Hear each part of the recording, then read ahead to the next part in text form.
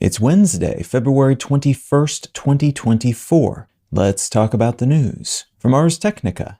New FDA-approved drug makes severe food allergies less life-threatening. A new antibody drug called omalizumab, which lessens the severe allergic reactions people have to some foods, has been approved by the U.S. Food and Drug Administration. Over the course of several injections, this drug has been shown to help patients tolerate increasing volumes of whatever it is they're allergic to, including things like nuts, milk, eggs, and wheat. About 17% of people who received the drug in clinical tests did not experience any benefits, so this is not a universal panacea solution, but it did allow the majority of subjects in most trials to tolerate, for instance, the equivalent of several peanuts, despite being deathly allergic to peanuts, reducing their severe allergic responses down to minor versions of the same. This is one of many drugs that was originally approved to treat other things, in this case asthma, hives, and nasal polyps, but which has now been successfully repurposed for other utilities.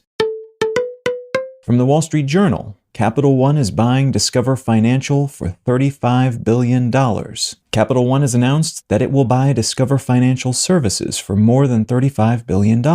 If this deal is allowed by regulators, it would create a new credit card company worth more than $52 billion.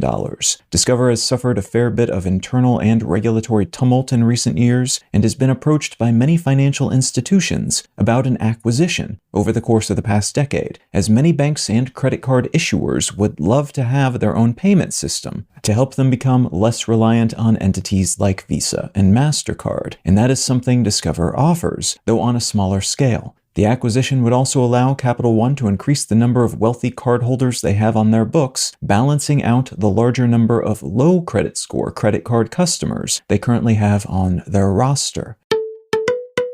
And from the New York Times, South Korean doctors walk out protesting plan to increase their ranks. Medical interns and residents walked off the job at major South Korean hospitals yesterday to protest a government plan to increase the number of doctors in the country by allowing more students into local medical schools. South Korea has one of the lowest doctors per capita ratios in the wealthy world, and that combined with a rapidly aging population has made attaining medical care more and more difficult. The government says it needs to increase the number of doctors in the country to address this shortage, but the protesting medical professionals say that the real issue is overwork and low compensation, including shifts that last longer than 24 hours and 80-plus hour weeks, which makes holding on to medical professionals difficult.